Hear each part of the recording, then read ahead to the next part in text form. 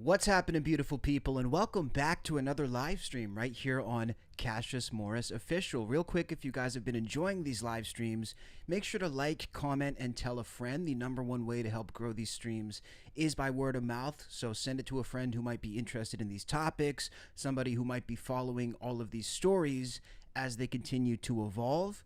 And I appreciate all of the new followers and subscribers that have been contacting me across social media and here on YouTube. It's great to have you guys on board, and I certainly do appreciate your support. Now, a bit of a weird morning in America because after going to bed last night, and currently it's evening time for me, so this happened during the day over here in Asia. After going to bed last night, Americans woke up in a full-fledged war. Now, if you haven't noticed, I did not title this stream about the war. We are not covering the war as the top story tonight. And really, it's for a simple reason. I like to stick to what I know. I like to stick to these stories that I can actually give good commentary on and stick in a lane that makes sense for me. I am not a geopolitical expert. I am not an analyst about nuclear deals or anything of the sort. So all I can really say about the war in Iran, I'm sure people are going to be asking me about it in the chat. We will speak on that situation when more information comes out. But it's one hell of a morning. It's one hell of a day in the United States. So my goal is just to hop on. We'll talk about some other stuff for today.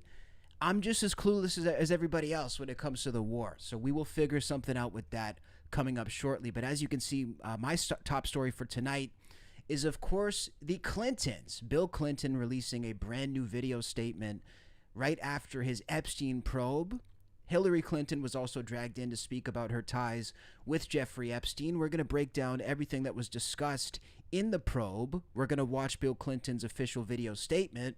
And we're also going to break down all of the lies that are now very well documented when it comes to the Clintons and their relation to the Epstein scandal. We're also going to take a look at some music news. We have the escalating beef between 50 Cent and T.I, which has gotten really ugly, by the way, in recent weeks, now involving family. It's gotten to the point where T.I.'s sons are actually desecrating pictures of 50 Cent's dead mother. They want all the smoke, so we're going to go ahead and take a look at this. We have Kai Cenat. We have different leaks coming out music-wise. So, again, guys, super packed stream for tonight. And yeah, let's just hop into the top story, I guess. We're not going to waste any time. We have the sexual predator-in-chief, the former predator-in-chief, I guess there's a new one now, Bill Clinton, coming back for more. You know, just when we thought they were out, something seems to pull them back in when it comes to the Clintons. Two gluttons for attention who can never seem to get enough, and they've crawled out from under their shells to get some more media attention and some more spotlight when it comes to trying to clear their name in the Epstein situation. So like I mentioned, they were dragged in to be probed about the Epstein situation. They spent a number of hours, they being, of course, Bill and Hillary, answering questions about their involvement, or lack thereof, I guess they're claiming, with Jeffrey Epstein. And Bill Clinton has now released this video across social media. Let's just go ahead and take a listen and hear what he has to say in his own words. I just finished testifying in front of the House Oversight Committee. I did it for two reasons. First, I love my country, including our Constitution. And America was built on the idea that no person is above the law, even presidents, especially presidents. Right. And that we should all live under the same set of rules. He can't even keep a straight face, by the way, while he's saying it. Look at that smirk. Come on, Bill. Nobody's above the law. He doesn't believe that. And that we should all live under the same set of rules. This kind of democracy requires every person to play their part. And I hope that by being here today, we can bring ourselves just a little further away from the brink and back to being a country where we can disagree civilly and we can search for truth and justice. Bring us further away from the brink of what? I'm sorry to pause it while he's speaking, but notice the language there. This is meant to bring us further away from the brink. My question for Bill Clinton would be, what are we on the brink of? Are we on the brink of a collapse of the system? Are we on the brink of more information coming out? The brink of what? And I hope that by being here today, we can bring ourselves just a little further away from the brink and back to being a country where we can disagree civilly and we can search for truth and justice, and that it outweighs the partisan urge to score points and create spectacle. The second reason I was there is that the girls and women whose lives Jeffrey Epstein destroyed deserve not just justice, but healing. They've been waiting too long for both. Though my brief acquaintance with Epstein ended years before his crimes came to light, and though I never witnessed during our limited interactions any indication with what was truly going on, I offered the little I do know in the hopes that it would help prevent anything like this from ever happening again. I also have to say something personal. Why does he look so happy, though? I've never seen someone talking about serial assault and human trafficking with such a smile on their face. Dude is glowing. Say something personal. Republicans made Hillary testify yesterday, and she had nothing to do with Jeffrey Epstein. Nothing. She has no memory of ever even meeting him. She neither traveled with him nor visited any of his property. Oh, come on. So whether 10 people or 10,000 people were subpoenaed, including her, was simply not right. So here's what I told the committee. First, I had no idea of the crimes Epstein was committing. No matter how many photos they show of me, I have two things that at the end of the day matter far more than any interpretation of 20-year-old photos. I know what I saw, and more importantly, what I didn't see. And I know what I did, and more importantly, what I didn't do. I saw nothing and I did nothing wrong. As someone who grew up in a home with domestic violence, not only would I not have flown on his plane if I had any inkling of what he was doing, I would have turned him in myself and led the call for justice for his crimes, not the sweetheart deal that we got. Come on, Bill. But even with 20/20 hindsight, I saw nothing that ever gave me real pause. I'm so sorry, guys. I would have turned him in myself is crazy. After you got the girl out of your lap from under the desk, who was like 19, you would have turned him in? What he was doing. I would have turned him in myself and led the call for justice for his crimes. Come on, bro. Not the sweetheart deal that we got. But even with 20/20 hindsight, I saw nothing that ever gave me real pause. We're only here today because Epstein hid it from everyone so well for so long. Oh, my God. And by the time it came to light with his 2008 guilty plea, I had long stopped associating with him. When the video of my testimony today is released, I hope it will motivate everyone to go in front of Congress to say what they know. I hope it will motivate the Justice Department to finally release all the files and to ensure that this never happens again. The survivors deserve that. Absolutely. You know what? I'm actually glad this video was released, guys, because, you know, we've talked a lot about the movie business in Hollywood in these streams and how they've sort of lost their touch, especially when it comes to comedy. This might actually be the single greatest piece of comedy that has been released in the past decade. I mean, forget SNL, forget, you know, big studio movies. This, to me, is prime comedy, and I'll tell you why. The first thing that really strikes me about Bill's video here, his statement, is the fact that he's almost indignant in the video. And he kind of opens the video explaining why he decided to show up, which is sort of a super weird sentiment to have when you're turning up for something that you're required to do by law. I mean, he talks about everybody being held to the same account, but he doesn't mention the fact that he was actually legally required to show up. He then tries to sit there and list, well, these are the reasons why we decided to show up and decided to grace you with our presence. And kind of almost highlighting that like it's a big thing for them to show up. It's almost an inconvenience for them to show up. And they didn't really have to do this, but they did. That to me is kind of the weirdest part of his tone here. He's kind of indignant. He's highlighting the fact that this is an inconvenience for him. And I find it quite telling that the bar for accountability in American politics is so low that what we're seeing here, this theatrical display of taking accountability, which is really couldn't be further from that, this is somehow being perceived as actual accountability. Just because it was possible to get these two out of their house and get them down to a building for a couple of hours to answer questions about one of the biggest scandals in the country's history, that is now seen as accountability because the bar is set so low. Nobody has been held accountable for anything, and that's the only way that a theatrical show like this is going to work. This is so performative, it's unbelievable.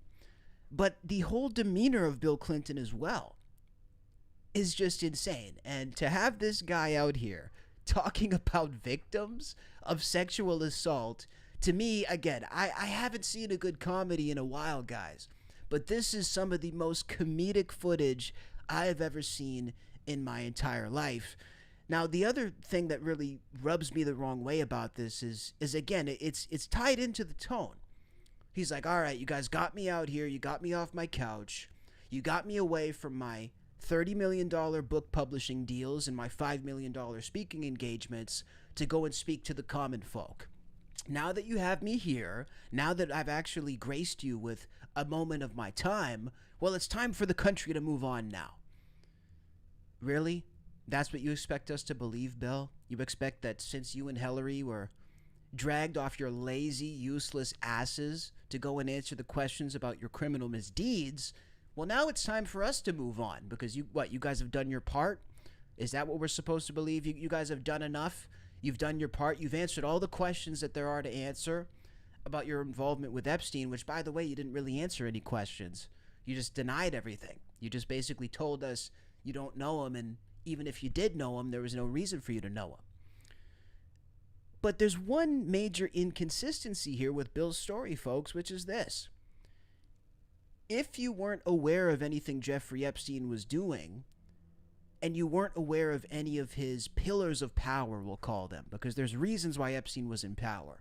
If you were not aware of any of this, then why did you spend so much time with him? What we do know about Bill Clinton, and this is verified, you can go and look it up, is that not only did he fly on Epstein's private jet, he flew on Epstein's jet a verifiable 26 different times. That's right. There are 26 verified flights of Bill Clinton being placed on the Lolita Express with Jeffrey Epstein. So 26 different flights. You combine that with different meetings and dinners. There's multiple dozens of occasions that Bill Clinton, the then sitting president, who, by the way, had him multiple times at the White House. Many, many times, Jeffrey Epstein visited the actual White House to go and visit Bill Clinton. Why exactly was this happening if Bill Clinton was not aware of the pillars of power? What was happening behind the scenes with Jeffrey Epstein? That's my main question. And it's funny because they're trying to sell us on the narrative that these billionaire, powerful people would ever have somebody in their orbit just because they like them. And that, to me, is the biggest thing that sort of blows this theory out of the water and makes it not believable. If there's one thing we know about billionaires and people who run countries, there is not a single person in their orbit. Let's say they have a table of 50 people. There's not a single one of those 50 people who are not useful for something. Because if you're not of use to these people, if you're not of use to billionaires, if you're not of use to politicians, well, you are then useless and you're not in the circle. So whenever people try to paint certain individuals who are in the circle as, well, we just liked them, we didn't know what they were up to, that to me always reeks of bullshit, because there's never a person who is buddy-buddy with a billionaire or a politician just because they have a good personality. The truth about this power structure is that it is reliant on who is useful to who. And if you're not useful to somebody in some way, there is zero chance you're going to be spending time at the White House. There's zero chance that you're going to have people like this on your planes. And there's zero chance you're even going to be in their orbit, because why would you be? The only people in these orbits are the people who are beneficial to those in power. So 3 minutes of video here from Bill Clinton. Everything he says contradicts the thing he said right before.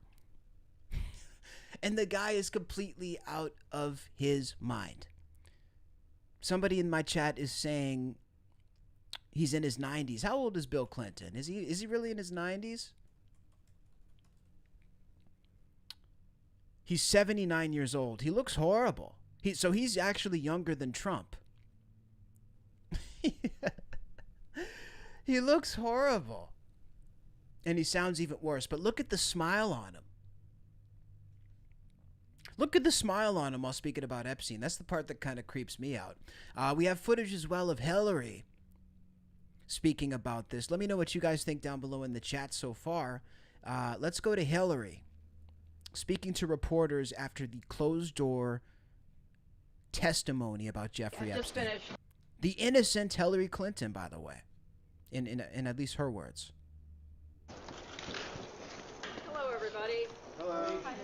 Good evening. Well, I have just finished testifying. I answered every one of their questions as fully as I could, based on what I knew. And what I knew is what I said in my statement this morning. I never met Jeffrey Epstein, never had any... Do you guys believe that, by the way, that she never met him? I don't think I can believe that. How could you have never met Jeffrey Epstein if he was in the White House while you were the First Lady on multiple occasions? That's the part that I'm trying to understand. Just like, I don't think that's necessarily believable. Jeffrey Epstein, never had any connection or communication with him. I knew Ghislaine Maxwell casually as an acquaintance. But whatever they asked me, I did my very best to respond. It was disappointing that they refused to hold a public hearing, so I wouldn't have to be out here characterizing it for you. You could have seen it for yourself. We had asked for that. We think it would have been better for the committee and its efforts to gather whatever information they are seeking.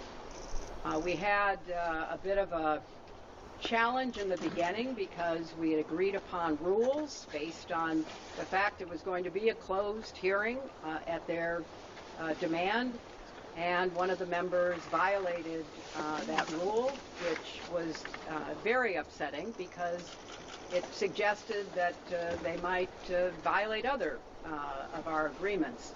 So we had to cease the hearing for a period of time until we could get assurances. All right, nobody cares, lady. See, this is the thing. They come out and they're expressing their grievances. Oh, it was so hard for us to sit there and answer questions for 20 minutes. Oh my God, it was like, can you shut up, lady? I want to hear about the victims. I don't give a damn if you didn't want to be outside of your house. These people are so rich and lazy. To his offices, so it's on the record numerous times. Hey, if you're too stupid to look the video up yourself and watch it, then there's just no hope for you, dude.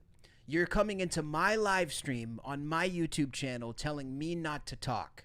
How fucking stupid are you? Take a moment to look in the mirror and recognize how fucking stupid you are. You don't have the ability to type in Hillary Clinton's speech on your Google or your YouTube, separate from my channel, to watch it yourself. I can't believe how stupid some of these chatters are. I can't wrap my mind around it. At the end, so stupid. Quite unusual, because I started being asked about UFOs and a series of questions about Pizzagate, one of the most vile, bogus conspiracy theories that was propagated. Oh, she still calls Pizzagate a conspiracy theory, but chat, didn't we see that they were using the pizza code in the Epstein files? Look, if we look up Epstein pizza code, and it does still sound like a conspiracy theory because it's so ridiculous sounding. I mean, just the name itself, Pizzagate, is just so, it sounds so stupid.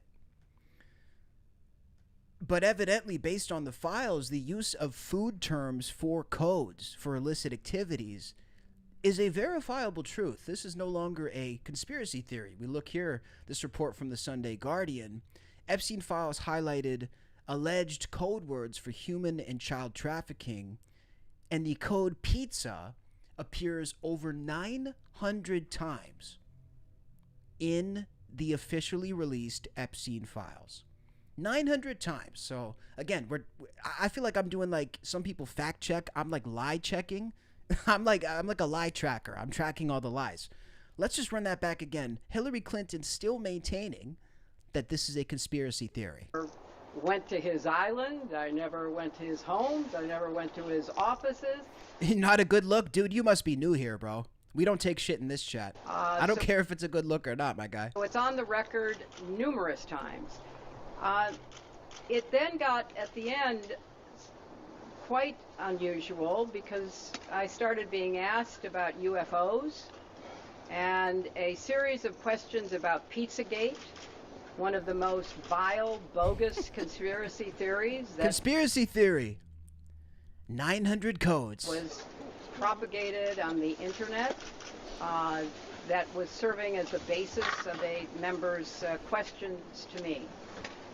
So I can only say that the best exchange that I had came at the very end, when, contrary to every other deposition they have taken, no Republican member asked any questions about Jeffrey Epstein or Ghislaine Maxwell to anyone else they have deposed. And in fact, the Republican members didn't even show up for the deposition of Les Wexner. And when I said that... So this whole thing is just her playing the victim and just making this political. And this is the biggest thing that gets under my skin, is that all of these crooked politicians are using the victims in this case. They're using the trafficking. They're using all of these horrible things that have occurred to further push their political platforms. She's sitting here saying, well, Republicans weren't questioned in the same way. They didn't show up to watch the Republicans testify. It's only me who had to answer to this. Privilege, privilege, privilege. That's all I hear when I hear this woman speaking. Not a shred of concern about the victims. Not a shred of concern about anybody other than herself and her political platform, which, by the way, is she still even in politics? Can these people let it go? You know, you guys aren't even in this thing anymore. And it's like a mafia. It's like they never let the code go. They just stick to, it's like an omerta. They stick to the code even when they leave the organization. This woman is still anti-Republican. She's not even in it. This is how sick these people are. I'm seeing in the chat 40,000 times Trump was mentioned. Somebody saying I'm deflecting from that. How am I deflecting from Trump? I never mentioned Trump once. And I completely acknowledge that he was mentioned.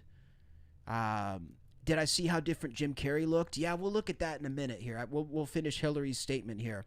Time for Melania to testify. I completely agree. I told you guys, I'm on the Cassius Morris party. That's who I support. I had to point out that the only questions that any Republican member asked... I'm a fucking idiot. I'll be that, dude. I'll be that, but you're sitting here watching me, so who's the real idiot? If you think I'm an idiot and you're sitting here watching me, how dumb does that make you? You have the whole internet at your disposal. Of any of the people they deposed was of former Attorney General Bill Barr, when Chairman Comer asked him about the allegations, in his view, about Russia's involvement in my election in 2016. So at the very end of this hearing, after I made that point, I want to commend Chairman Comer for raising a series of significant questions that I responded to about the nature of the investigation and the areas that I thought should be explored. So I appreciated that. I want to see the truth come out. So that was a reassuring way to end a very long, repetitive deposition. Secretary, you spoke in your opening remarks about how heartbroken you have been for the Epstein survivors as these files have come out. Can you talk to us a little bit about how you have processed and reacted to the fact that the former president, your husband, Bill Clinton, is referenced in the Epstein files numerous times, including in some photos featuring women? And how have you been personally preparing for the deposition that is coming tomorrow? Are you 100% confident that there isn't anything that the former president knows about Epstein's crimes?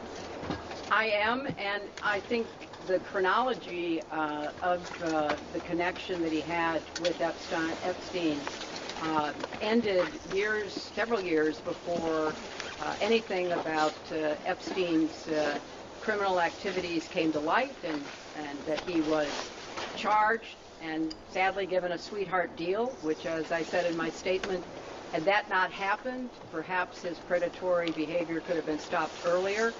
But I think it is fair to say that the vast majority of people who had contact with him before his criminal pleas in 2008 were like most people. They did not know what he was doing. Nobody knew anything, but they all kept him in their orbit. A man, it's crazy, a man who offered nothing was sure in the circle of a lot of powerful and influential people. You got to remember, though, he offered nothing. He was just a really, really good hang. I mean, he was charismatic. He was handsome. I mean, look at the interviews with Jeffrey Epstein. He just oozes charisma.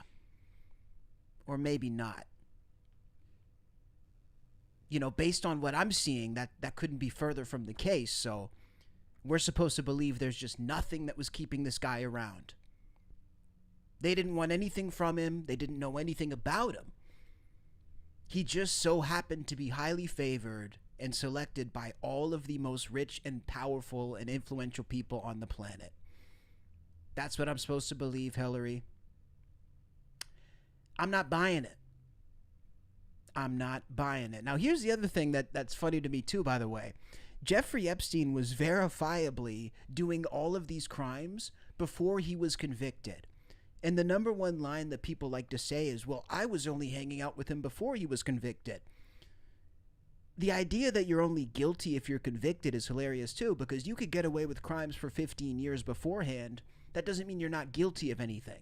So if they knew about his crimes and he was still doing them, I don't really care if you were hanging out with him before or after he was convicted. And that's my thing. It doesn't make a difference. But to them, that's their big defense. Well, after he was convicted, we stopped talking to him. It's too convenient. It's too neatly packed up. And it's too presentable. It's not believable to me. Hey, shout out to Mark. I really appreciate that. Mark in England. And I think that that is exactly what my husband will testify to tomorrow. Madam Secretary, do you believe this was a fair hearing? And do you still want to testify publicly, even though you gave this deposition? Well, I'm not going to do it again. You know, they had a chance to do it in public, and I wish they had done it in public. And I think they're making the wrong decision, avoiding doing it in public. I thought it was very repetitive.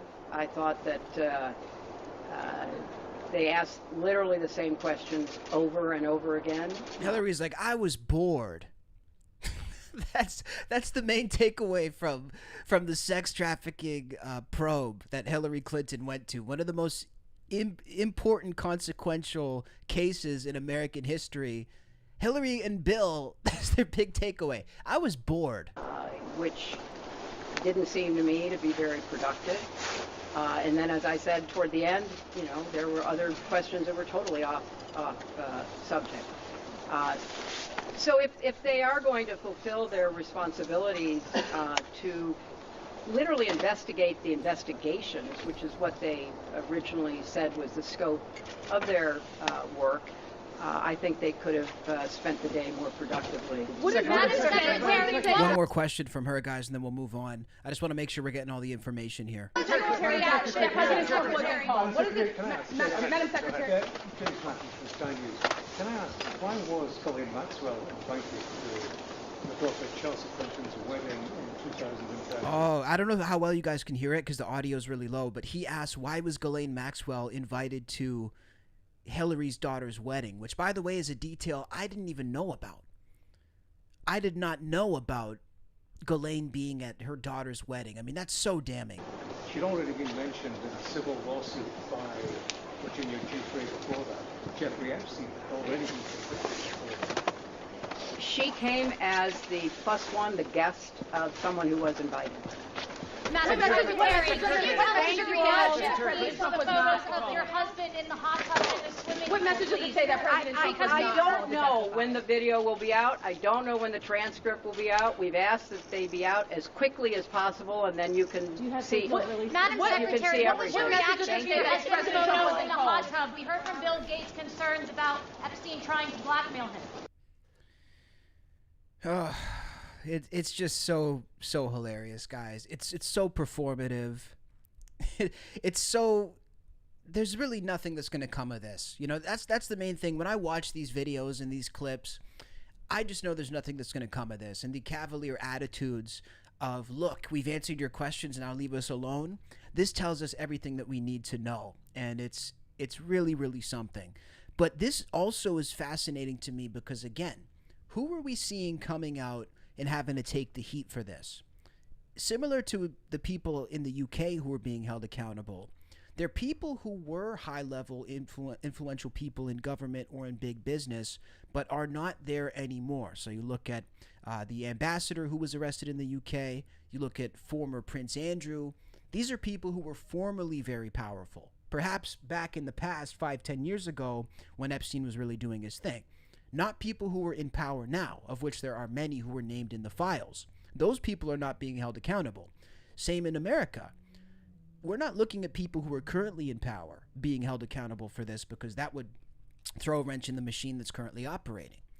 But who do they want to send out to answer for this? Well, people who were formerly in power. And this goes exactly with the theme and what I've been saying from the very beginning, the theme of throwing people under the bus who are not going to affect the current establishment if they lose them.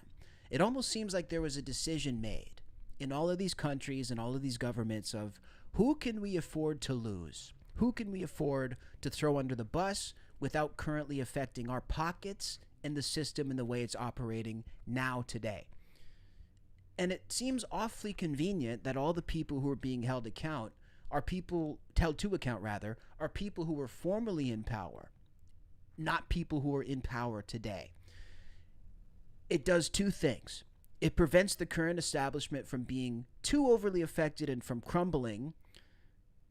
It also takes attention off of the current establishment because now things are starting to bubble up again. People are starting to talk about old conspiracies. People are starting to look back into Bill Clinton's past. People are bringing up Hillary's emails again.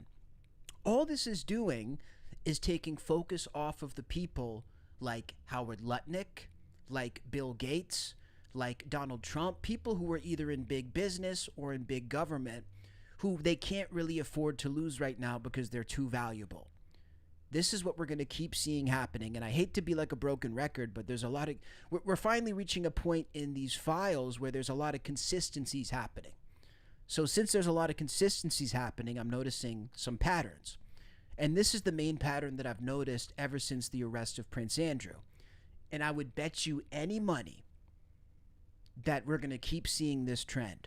All of the people who are going to be thrown under the bus as scapegoats will be people who are not currently in power, the people that the establishment can afford to lose. And we will probably see the people who are currently in power, I would say, get off scot-free as they continue to release a barrage of distractions. It's all distractions. These people being supposedly held accountable are distractions. Clinton's a distraction, both of them. The prince is a distraction. All this stuff about UFOs suddenly coming out right before Trump launches a war against Iran is clearly a distraction. Hell, the war with Iran is probably a distraction. It's all distractions, and it's all theater, and it's all the mask and the smokescreen of accountability, which I hate to break it to everybody, is not actually happening. There is not a semblance of accountability that is actually happening when it comes to these Epstein files. The people who were really behind this, the people who are arguably just as bad as Epstein, the people who put all of these traffickers in position, the people who organized these planes to be filled and these vans to be filled and people to be picked up and dropped off, all of these people are walking free today. They're amongst us. Some of them amongst us, some of them in ivory towers. Nonetheless, these people are still free. These people are still operating, many of them still in government. And many of them operating in the exact same way that they were operating before the files came out and since the files came out. What has changed behind the scenes? What has changed with the establishment that allowed these people to have this power in the first place? Well, the answer is nothing. Nothing has changed. We're in the exact same position that we were in before the files came out, because I can guarantee that anything that is shared with us, any of these depositions or testimonies, all these people being dragged in, it's going to amount to nothing. That's the part of this that just doesn't sit right with me. I'm not saying it's a good thing, clearly. I don't agree with it, but I'm a very realistic person when it comes to my outlook of what's happening. And I'm not, maybe not as much of a glass half full. I mean, if the glass is half full, it's half full. But I'm not going to force it to be half full if I'm looking at something different. And what I'm looking at is theater. That is what I'm looking at. So we're going to go into World War III. We're going to start chasing UFOs, and we're going to do all of these things conveniently as this is happening. And we're going to watch the attention fade further and further, shift further and further away from the current people in power. And it's probably all going to fade away into obscurity. Let me know what you guys think. Somebody says, I'm one of them. I'm a ringleader. I mean, I'm flattered, but I'm really not. If I was the ringleader of our world, I would definitely be doing different things. I mean, thank you, I guess. I don't know how to react to that. I've never been accused of being a world leader before. The guy went to, Alex in the chat says, the guy went to the White House 16 times when Bill was president. Yes, he did. 26 verified flights, 16 visits to the White House. Why isn't Trump or Melania being treated like this? Well, I think I just explained it. It's because Trump is still in power. He's ultimately going to decide who gets held to account and who doesn't. And he's pretty much untouchable right now. So I don't think we're going to see anything happening with Trump or Melania. Would I like to see them answer questions? Would I like to see them be held to account? Absolutely. But in what reality is that going to happen? In what reality is that going to happen? Shout out to B Cup. Yeah, guys. So let's look at a couple more things. Let me know what you think down below of all of these new statements coming out from Bill and Hillary. You guys have seen my perspective. I pretty much said my piece. Shout out to the chat. We got Pinoid, J-Rock, B-Cup, Kyle. Yeah, World War III is coming. I believe it, dude. Listen, I know I would have done a lot bigger numbers, like I said in the beginning. I would have done a lot bigger numbers if I did a World War III stream tonight, if I did an Iran stream tonight, but it just feels so dystopian to be going into World War III and to be doing a live stream, like covering the highlights. It just feels so dystopian and so wrong to me to be doing that. And maybe I am compromising. Like, I would have probably done 150,000 views if I did the Iran stream tonight. But ultimately, I'm not going to do that because it just, yeah, we're going to wait to figure out what's going to happen next. Trump needs to be held accountable. I agree. Again, just because I don't think he will, that doesn't mean I don't think he should be held accountable. Jay says, I don't know how or why this stupidity appeared on my screen. I'd given it 2 minutes. Why would anyone stay longer? I mean, Jay, most people do stay longer. If you don't want to watch it, there's this incredible thing called free will. So let me demonstrate. See, you must not be familiar with how phones work, but on your phone, there's actually a function called scroll. And it's really fascinating because what happens is if you don't like what's on your screen, you actually have the ability to change it just by going like this. This might be hard for you to grasp. Let me do it slow, so like that. If you do that, it will actually, it's like a magic button. It changes what's on your screen. This is another video teaching boomers how to use a phone.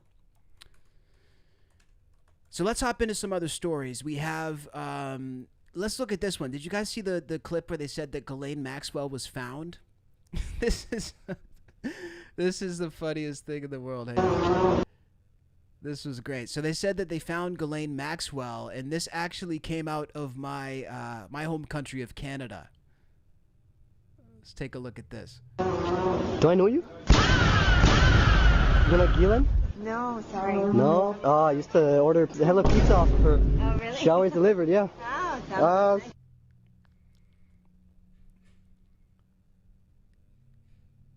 I mean, there's no chance that wasn't Ghislaine, right? I mean, that's definitely her. You know Ghislaine? No, sorry. No? Oh, I used to order Hello Pizza off Even the voice sounds the same. her. Oh, really? She always delivered, yeah. Oh, sounds nice.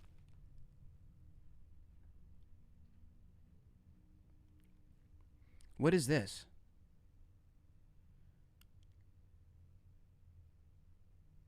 Oh, they're scanning the face to see if it matches. 96% match. That's crazy. 96% match on the face scan.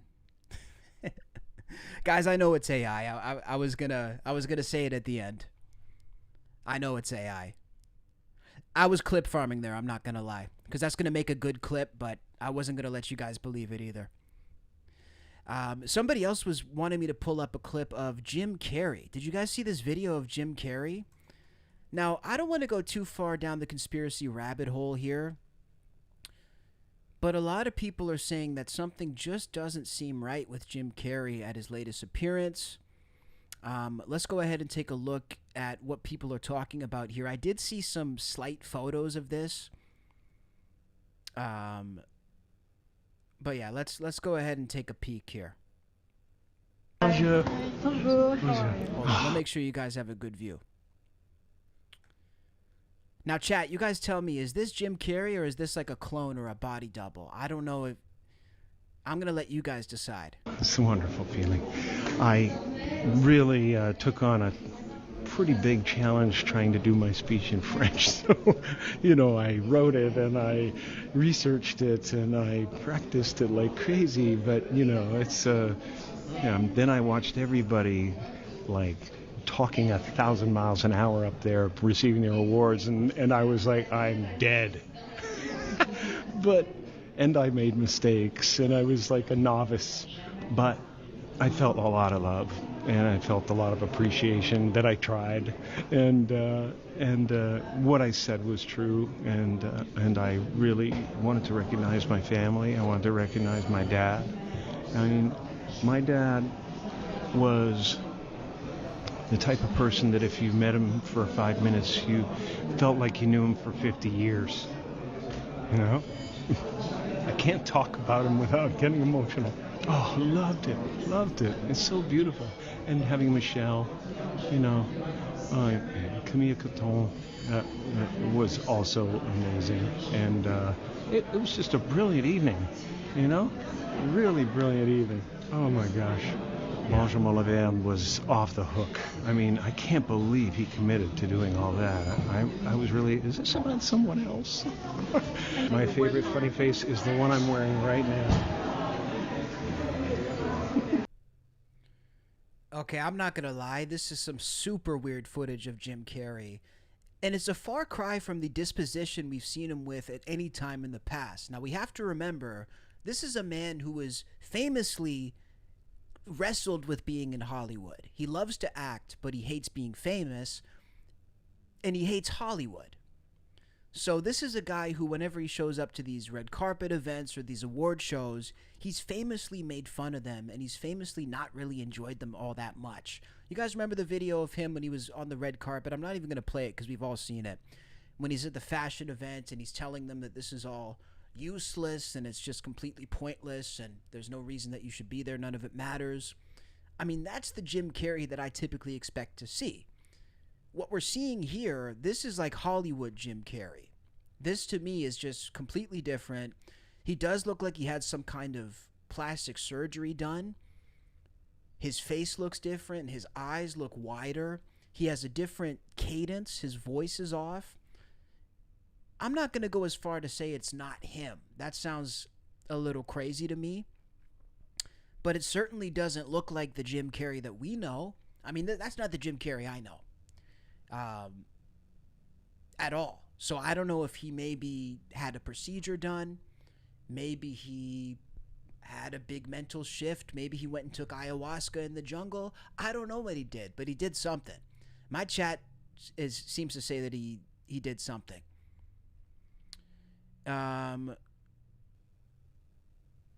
Color contacts, lighting and camera angles. It's okay when body shaming about the face, but when weight is brought up, it's over. Nobody's body shaming. Who's body shaming? He looks different than he used to look. Nobody said it's bad. Nobody's shaming him for looking different.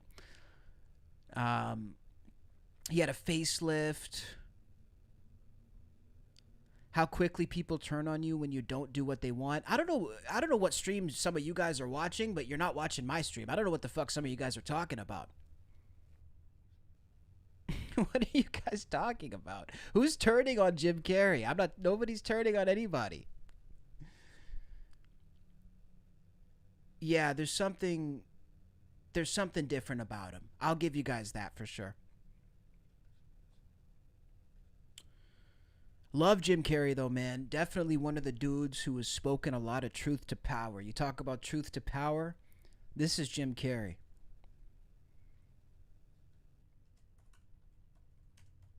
He's I mean, Truman Show, goated movie, but him as a person too, just goated. Please say hello to Jim Carrey.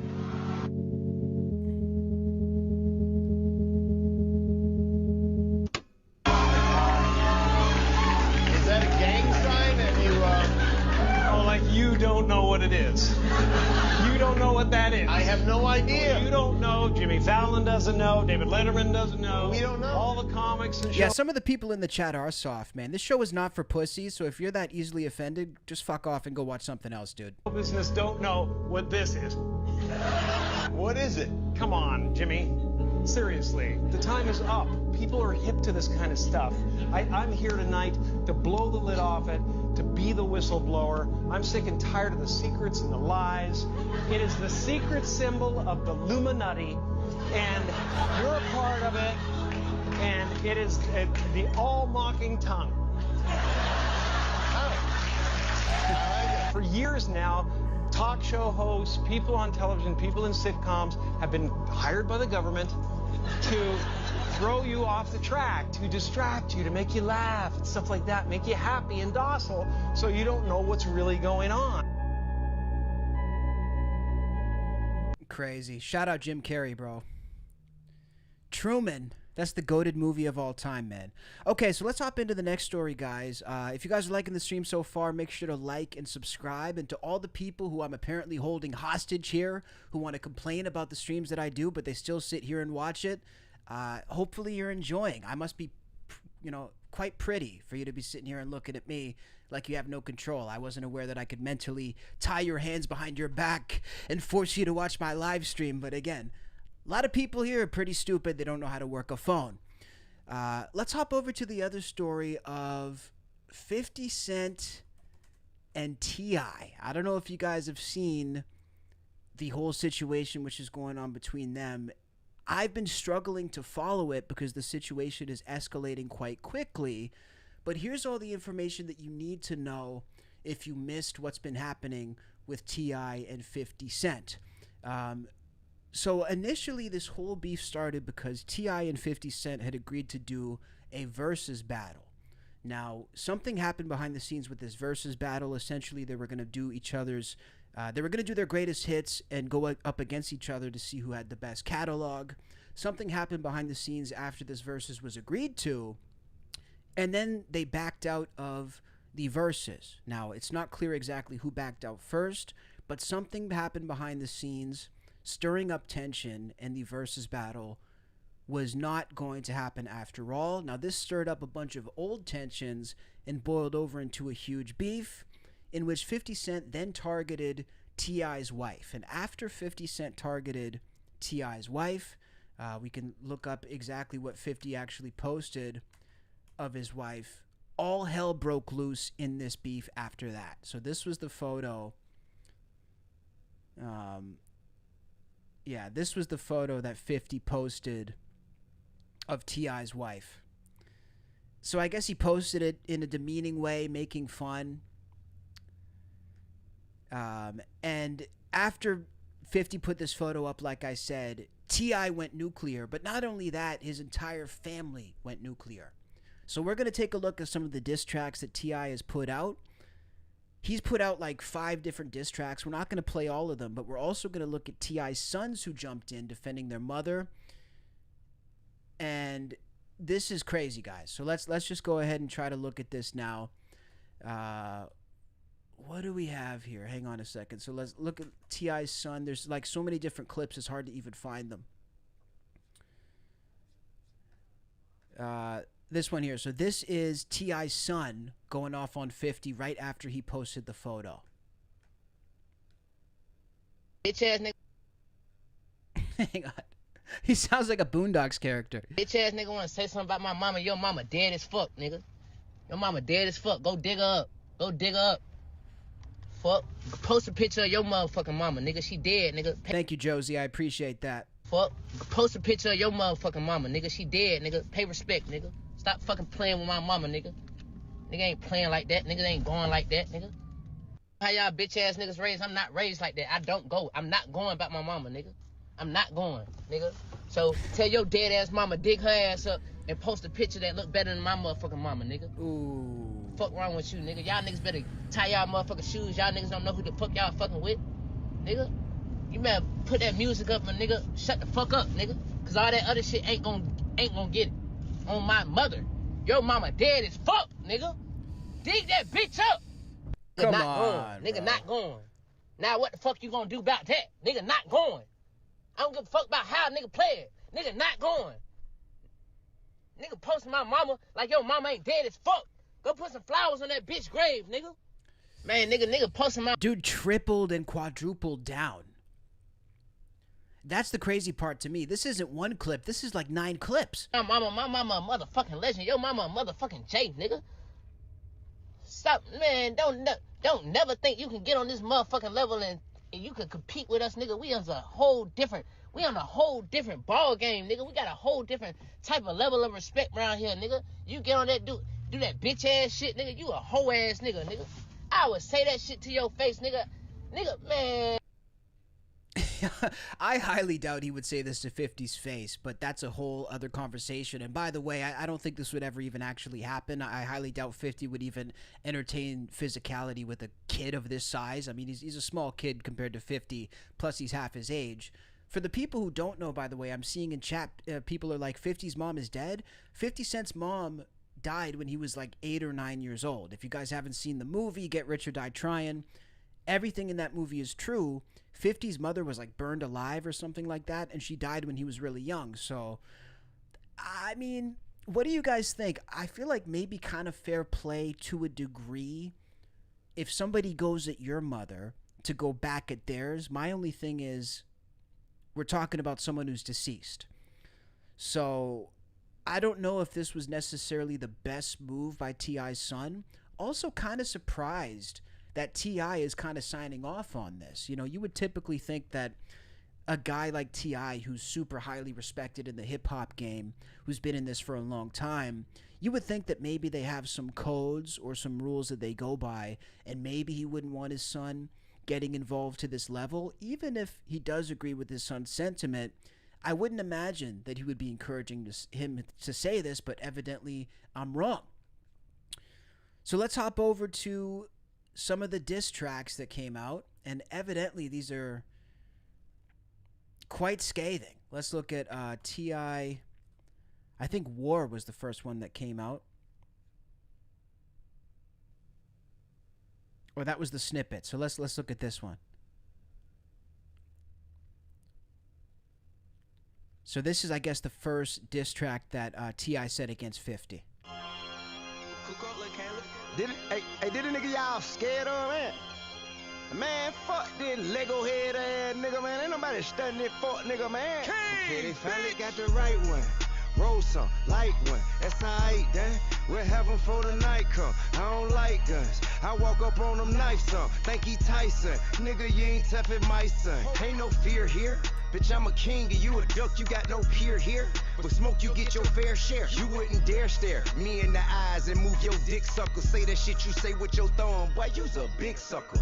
To me, you just a small man in a big shell. Bitch made ass nigga need pigtails. You take no issue with them white boy. It's only our people that you find to be an eyesore. Look, this might be exciting to me if the guys beefing weren't 50 years of age and rich. That's the part that's kind of killing me. It's like, if there might be redemption, like there's a couple of lines already that might be okay under a different context. But then I remember it's being said by a 50-year-old rich dude and it just loses its power. There's really nothing that any of these guys can say, whether it's T.I or 50 Cent, that really moves me at this point when they're talking about being wronged or beefing. Like, you guys are living lavish. What are you beefing about? That to me is the funniest thing about all these rap beefs. All these dudes who want to act so victimized and so hard done by, they're living in the lap of luxury, okay? They walk into the house to a butler with a tray of champagne. They got a girl feeding them grapes and wiping their ass in the morning. You want to sit here and talk about being the victim? It's like, I'm not really moved by it. Duck and smoke, he won't even stand up for a legacy. I guess it cause he see a shit to fight for. Hey, listen, man, this shit ain't gonna go how you think it is. Down here we'll strip you out that shit, leave you with rabbit ears. And you ain't the only one with Grammy before you had a deal. You think you special, end up somewhere pushing daffodils. Nigga, you got less talent, you're less attractive, more average. You ain't got more motion, you just moving where it led traffic. You moved out where it rapping and they gave you a DMX pack. You ain't that savage, nigga, you 5-0 dispatch. Oh, Tender did, nigga, all mad. Puff, let your bitch have it. Gave her tartar sauce and mustard like a fish salmon. And goddamn it, if this nigga want drama, I'm not landing. Once it's up, I'm not landing. Truces is outlandish. Cause you're not that nigga and you're not that rich. Trying to stun on everybody with them white folks. Okay, they finally got the right one. Roll some, light one. That's alright, then. We'll have them for the night come. I don't like guns. I walk up on them knife some. Yeah, this is so bad. This is terrible. There was a couple good bars. I'll give it to him with the 5-0 bar. You 5-0, okay, that's a pretty good creative bar, but yeah, it's whack. I'm seeing in the chat, the beats are old. That's the thing. This is rap from a different era. Let's see if he had any redemption on his other tracks. We'll just kind of skip through them and see if there's any good ones. Let me see. I think his sons had the better diss tracks.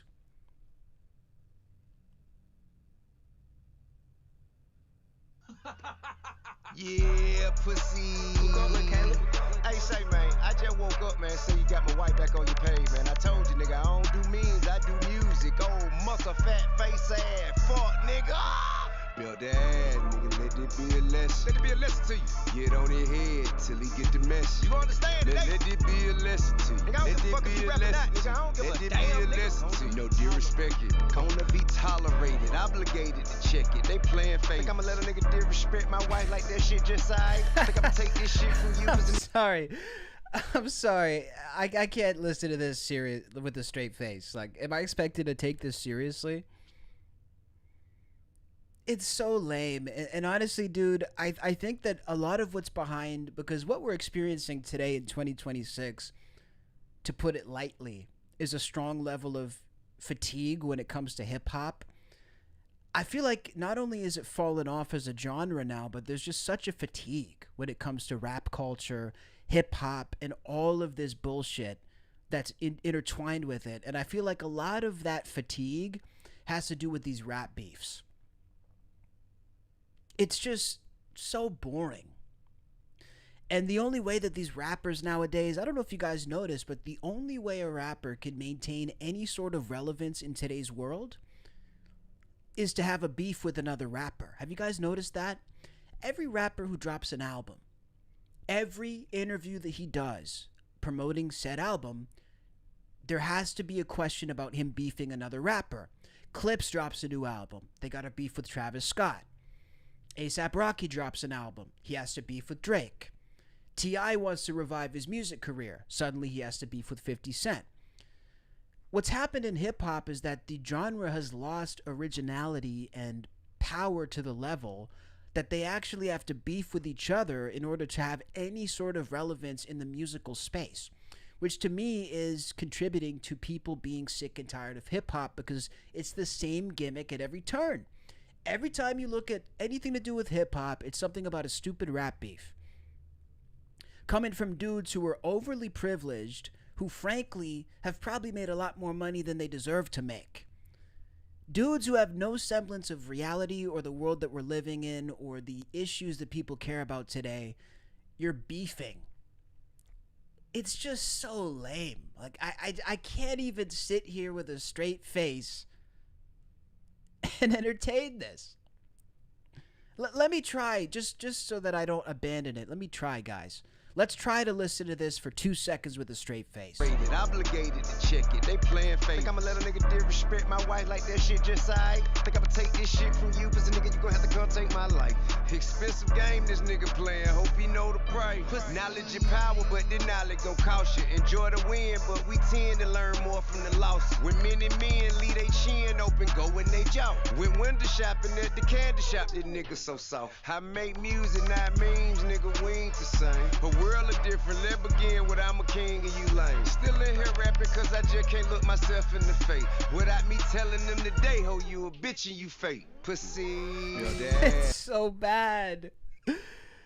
It's so bad. And the idea that either of these guys are going to sacrifice their position, by the way, to go shoot each other over this beef is laughable, dude. The beef is like, a hip-hop beef to me is kind of entertaining if there's actually like potential for something to happen. If you think that T.I or 50 Cent, what are they going to do? They're going to load a gun? Is that what they're going to do? They're going to load up a gun and go to, one is going to go to the other's gated community and press on the intercom and have the concierge let them into the gated community in Beverly Hills with a gat. And then he's going to walk up the marble stairs. He's going to walk up the spinning marble steps next to the fountains and the doves in the house, and they're going to shoot each other. Like, give me a fucking break. Give me a fucking break, dude. It's so ridiculous. These guys are too old to be doing this shit. You guys are too old. Once you pass 45, you are too old to be engaging in rap beef. Fuck 40. 40 years of age, pack it up. You're too old. Let's see if his sons at least had something.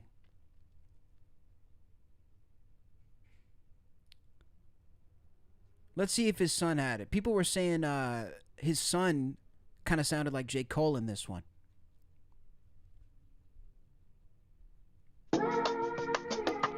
We'll give his sons a chance, and then I got to tap out of this one.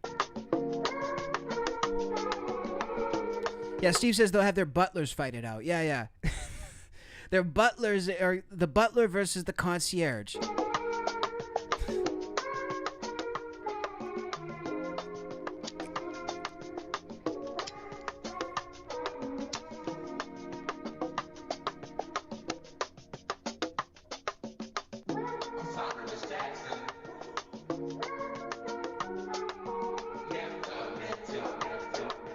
So Miss Jackson, of course, referencing 50's mom.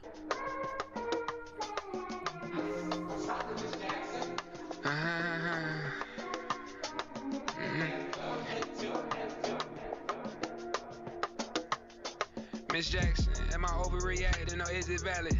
I wanna have a one-on-one convo about the man you sacrifice your life for so the world could see his talent. He's a legend now, I guess it worked out, but I need some answers. Are you happy with the way he been holding your family name? I need to know cause I can't sleep at night thinking you died in vain. I think it got to him. People won't tell him because he pay him. The emperor's new clothes to tell, we need to tell. We failed too many times from shells or either jail. Cats got 9 lives, one more will ring the bell and I don't wanna do it. Reason I came to you, I'm hoping you could talk me through it. Maybe it's something that you could tell me, bring some understanding. I'm more level-headed than the people headed to his mansion. I hope you know it's time sensitive. I think he really was a little confused, but I won't mention it. Pardon me if I'm digging it, hate to have you reliving it. He's better than his dad. This one of T.I.'s sons, he's rapping better than his dad, and I might say he even has better bars than 50 nowadays. The thing about 50, look, here's why this beef is never really going to take off either. 50 doesn't rap anymore. That's what we've seen. Like, 50's even talked about the fact that he feels like he's too old to be trying to push the envelope in rap and that there's a certain time to bow out gracefully. That's why we see 50 not releasing music. That's why we see 50 doing legacy tours. And this is actually why 50's smart, by the way. See, 50's smart because he realizes that at the point in his career that he's reached, he actually stands to lose more than he stands to gain by making new music. He stands to lose more than he stands to gain. You have 2 or 3 classic records and the ability to make money off of said records. You're pretty much good. And 50 understands the value of being a legacy artist rather than being a guy who stays too long at the party. That's the difference between T.I. and 50 Cent. 50 Cent understands that he should thrive off of his legacy instead of embarrassing himself and trying to keep being a 50-year-old rapper. T.I. is kind of rejecting that now, and he wants to be back out in the scene. But like we're seeing Kevin say in the chat, this is a one-sided beef because 50's not entertaining this shit. We're going to look at what 50 said in a minute, but I don't think he said much since. What else does it say in the chat? Somebody's a J. Cole fan and another sound stealer. Nobody can be original. He did go pretty hard on the Cole swag on this. I'm not going to lie. Supposed to be resting, but just a few questions. Do you whisper in his ear before he makes the decisions? Can he hear you past the nervous laugh he do when he timid? And is he really happy? Talent took the basic and gimmicks led to the actual business. He used to be something. We thought it was a joke, but now we see it's something awful him. I offer him a chance to reunite with you, and I'll do it. Nothing left to do, so I just send him to you, Miss Jackson. Yeah, okay, buddy. You're gonna kill 50 Cent. Okay, buddy. T.I. Rapper House. Let's see where these boys are recording this song out of, these gangster boys. Oh, look. The killer lives in a $3.27 million home in Atlanta. So, yeah. I'm not really buying this one.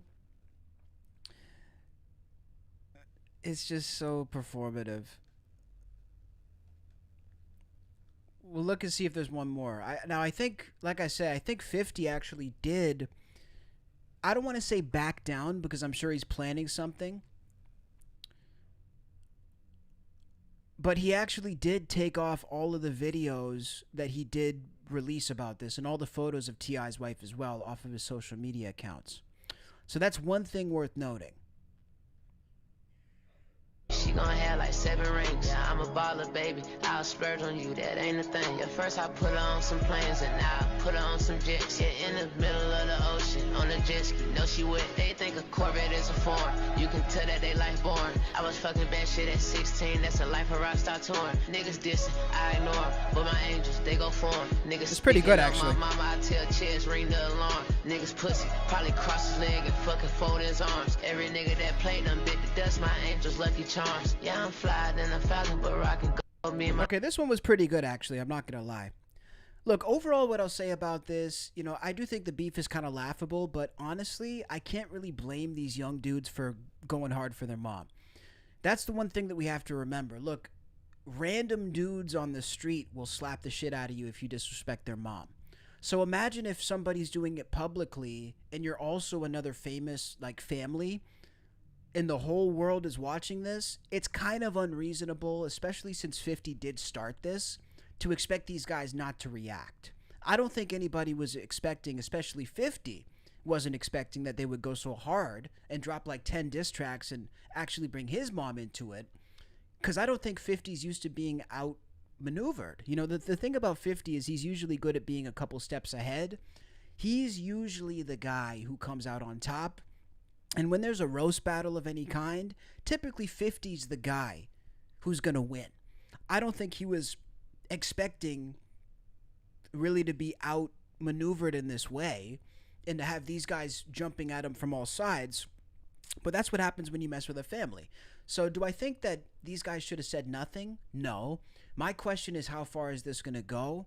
I don't think it's really going to go anywhere, but I do think if it does go somewhere, it's not going to be pretty. So we're going to sit back and see what happens. I don't know if somebody's going to lose their cool. I highly doubt it. I mean, you look at the beefs and the situations that 50's had in the past and T.I.'s had in the past. The fact that nobody was harmed or killed over that, that tells me this probably won't put a huge dent in either of these guys when it comes to like what they're willing to do and losing their cool. I don't really see that happening, especially since the kids are involved. But it's always possible. It's certainly possible. At the end of the day, I think these kids are talented, man. So you can't expect, you know, a dude's posting shit about your mom. I don't think we can just expect people to let that slide. 50 did a song called So Tough years ago. I didn't hear that one, Kev. 50 removing the photos and videos was a very smart move, says Delise, I'm sorry.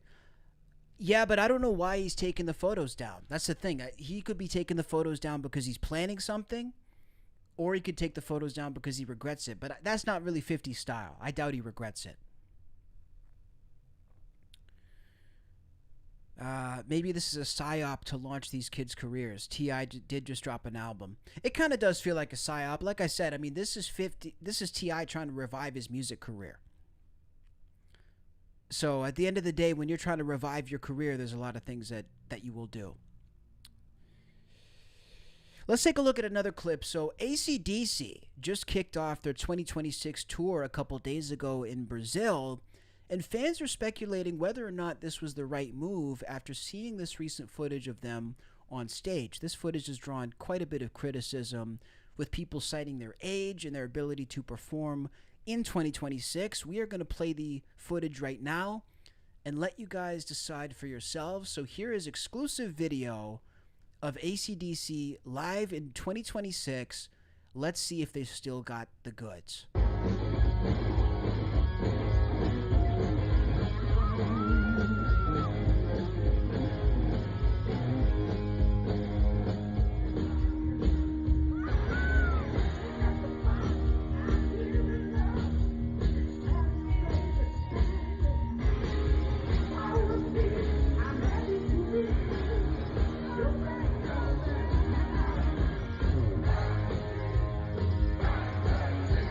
Okay, pretty good.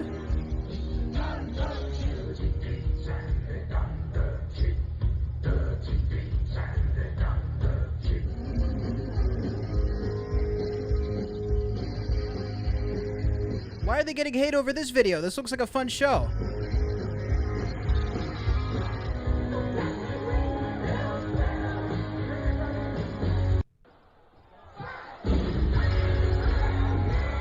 Yes, sir.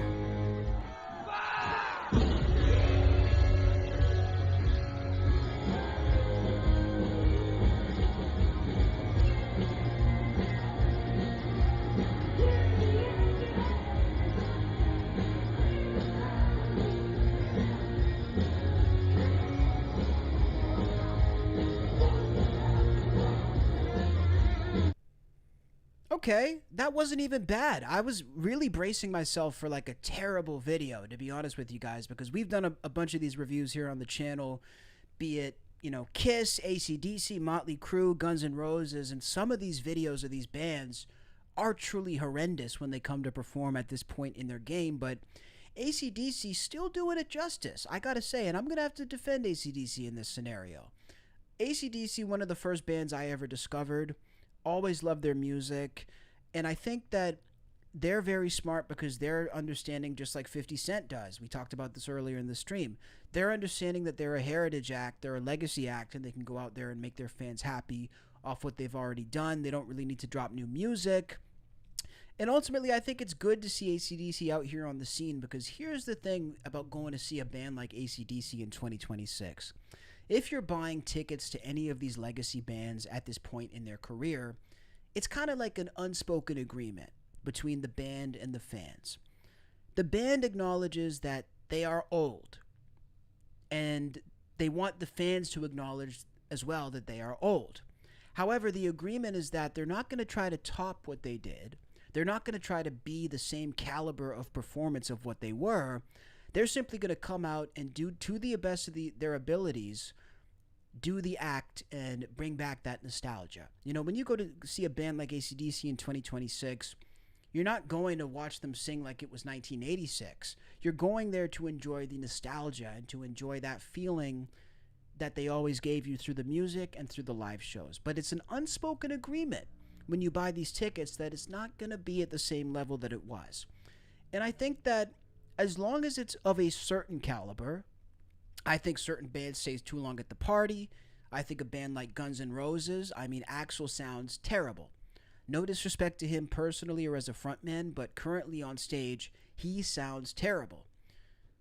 He's under the standard of what it should be to actually get on the stage. But for me, as long as you're at a certain caliber, a certain standard, it doesn't have to meet what you were before. But at least if you're presentable to perform on stage and it could sound decently good, I think it's fair game to be going out there.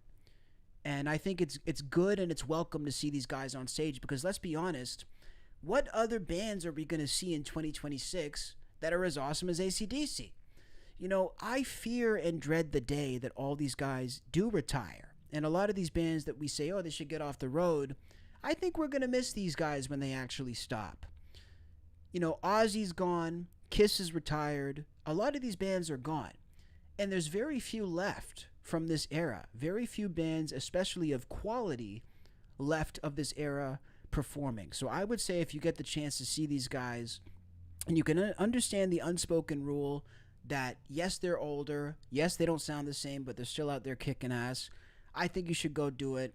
And all the power to AC/DC. I'm not going to sit here and trash them. I think they killed that. What more do people want from them? Exactly, Mary, I completely agree. They've given us years of rock and roll, man. And they're one of the most dangerous bands on the planet. Like, I remember the first CD I ever bought with my own money was AC/DC High Voltage. That was the first CD I ever bought, man. And they taught me everything I knew about Hollywood and the entertainment business and whatever coming up. It's a long way to the top if you want to rock and roll. And I experience stuff nowadays that goes right back to that music. Getting ripped off, underpaid, getting took. It's harder than it looks, but it's a long way to the fucking top if you want to rock and roll. Who writes shit like that in 2020? Who is going to write a song like that in 2026? Baddest motherfuckers of all time. King says what AC/DC is doing doesn't have to be good like they were when they were younger. Exactly. You get it, dude. Osaka, what's up, bro? He says Billy Ocean, who sang Caribbean Queen back in the 80s, still sounds good. A lot of these rocker dudes did so many hard drugs back in the day, it caught up with them, plus old age. Totally, man. Completely agree with that. And I mean, AC/DC, from what I understand, didn't really do the drugs. So that's cool. I think they drank. I think that was their thing. They like to drink. I mean, Bon Scott died of alcohol. So it's no surprise that they like to drink. But that was their thing. It's like expecting an upcoming fight between Floyd and Manny to be as if them during their prime. You guys get it, bro. I love it when the chat gets it, and I don't even have to, like, I don't have to sit here and explain. The chat gets it.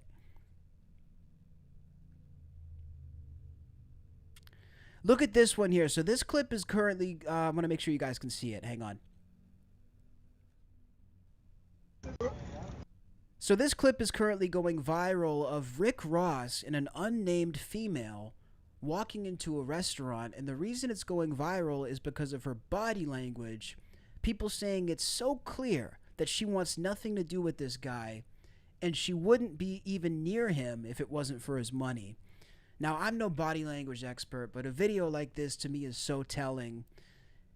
And two things are clear. One, it's clear that she wants nothing to do with this guy and she's only there for the cash. That's very evident. But it's also clear that Rick Ross doesn't actually care. And that's the type of man that we see when we see these dudes who are basically tricking on women and using these women for money. Or being used by these women for money is what I would rather say. As much as she doesn't care to be next to him as long as she gets the money, he doesn't care that she doesn't want to be next to him so long as he gets her body. See, what we're looking at here in this image is not a one-sided thing. It's an arrangement. And it's the number one testimony as to why you should go and get a bag. Because, my friends, there will never be an image like this without getting the bag. This dude, I mean, I don't know how he does it. The guy's well, I do know how he does it. He got the bag, but 500 pounds, no solo hits, out here balling out of control with a model. It's like, it's unbelievable.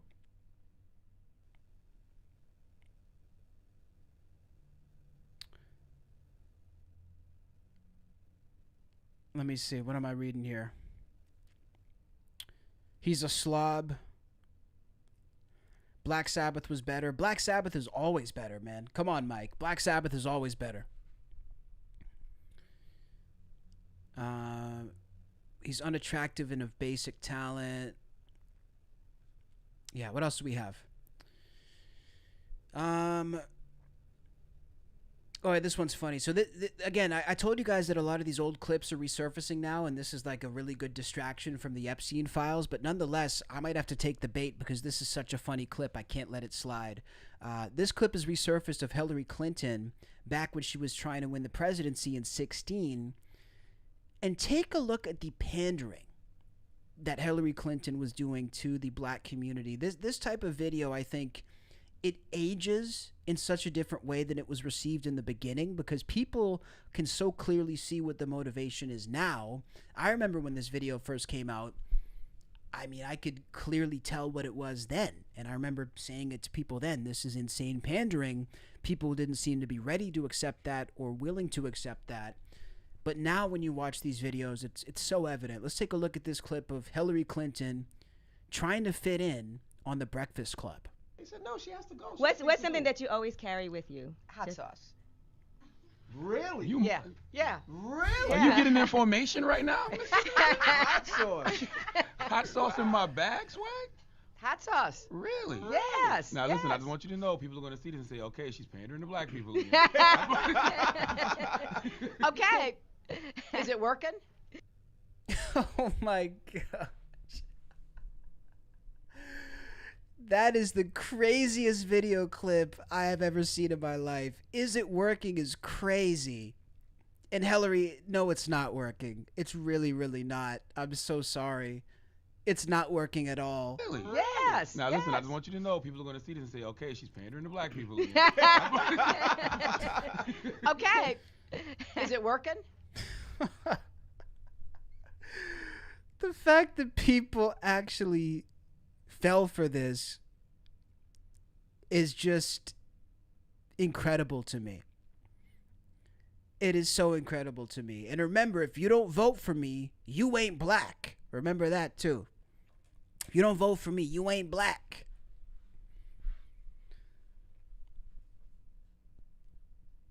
Oh yeah, did you guys see the Gavin Newsom one too?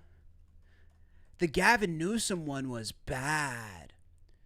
Like, listen, I'm not the guy who gets offended by anything, really. But if I was, this would offend me.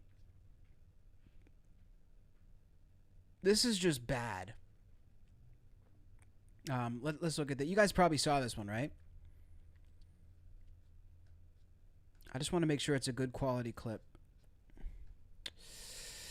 We'll just play that one. So this is Gavin Newsom telling a crowd of black people that he is just like them because he has a low IQ and can't read. This is not my quote. This is Gavin Newsom. And trust me, it's even more ridiculous than it sounds when I say it. I'm not trying to impress you. I'm just trying to impress upon you. I'm like you. I'm no better than you. I'm a 960 SAT guy.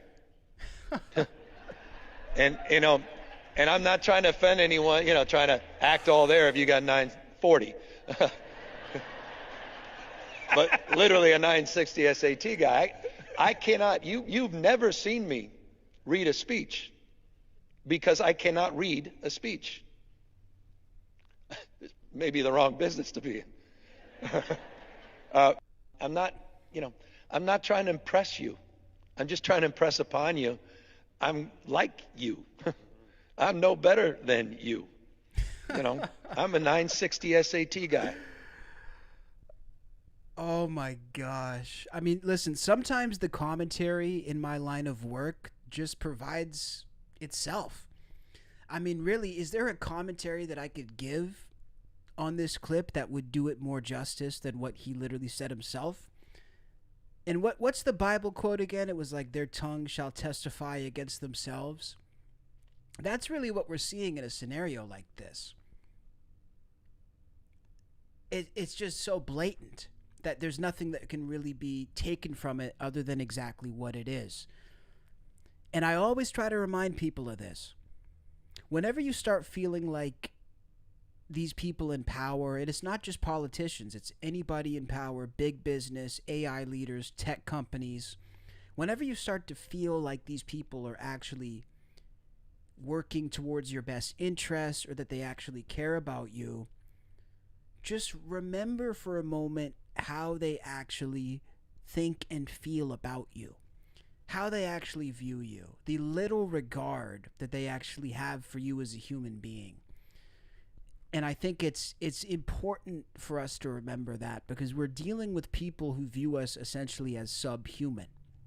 We're dealing with people who view us as, I don't even know what, not intelligent, not worthwhile, not worthy of much. It may sound pessimistic, but it's not. It's called a defense mechanism. Because you know what's worse than having a semi-pessimistic view? Being a fool. Being a person who thinks that these people actually care about you. Being somebody who believes in the lies and the bullshit. That's what's worse than actually being maybe a little bit of a pessimist. And people try to come at me lately too, like, you used to be so happy on the air. Why don't you smile as much on the air? Why are you seem wound up or you seem tense? Maybe because I'm not a fucking dummy. Maybe because I can see that our whole world is going to shit. Everything is fucked up. Nobody can afford anything.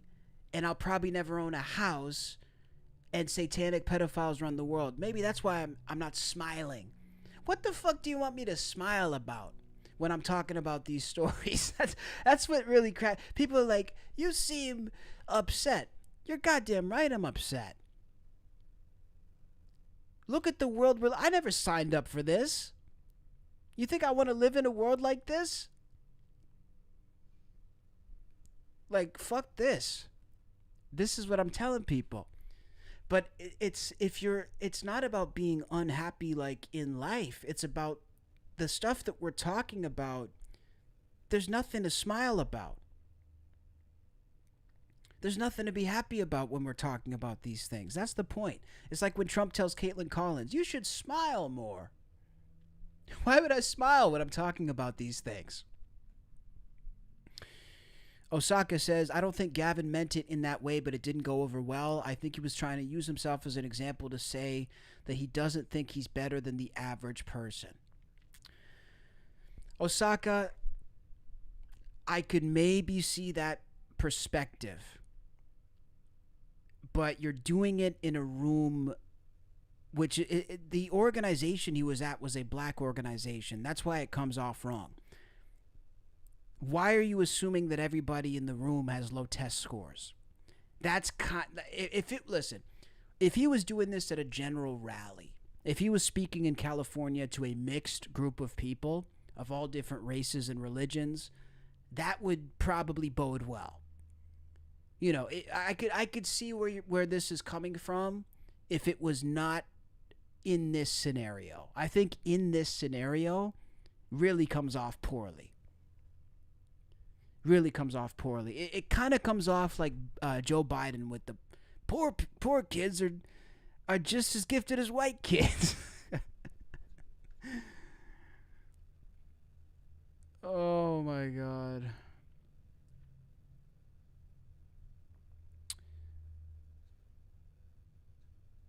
So yeah, guys, I mean, those were the main stories for tonight.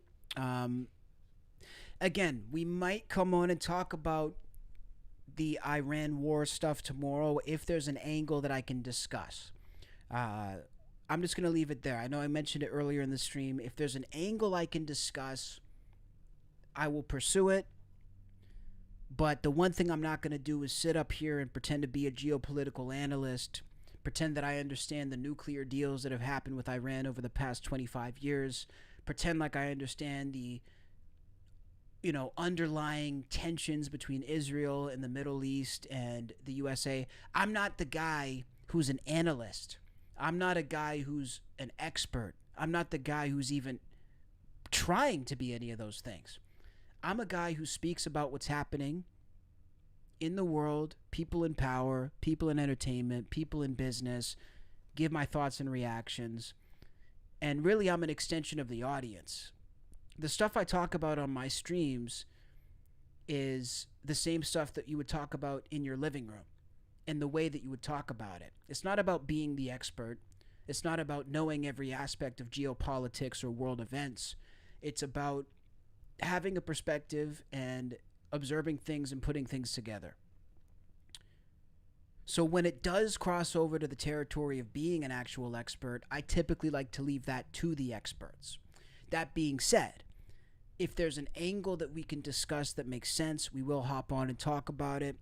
Lots more stories coming up in the next couple of days. If you guys have been liking the streams, make sure to show some love, hit that subscribe, tell a friend. And the streams have been going really well. Honestly, I've been very, very happy with the responses to them, positive and negative. You know, I love the fact that I'm getting a lot of hate on the internet now because that tells me I'm doing my job right. I went through a lot of years where I wasn't getting any hate online, but I also wasn't getting an emotion either. I also wasn't really making big waves like that. I also wasn't really saying anything of consequence. And when you start making a push, that's when you start getting met with pushback. So I'm very happy to see that me simply sitting here and stating my perspective of the world, not even telling people they should agree, by the way, just simply stating my perspective can make people red with anger. That to me is a superpower. That is an ability that I now have. And that tells me what I'm saying is in the right direction. If I'm making somebody angry to the point where they want to go crazy in the comments based on giving my perspectives, it must be quite engaging. It must be quite interesting.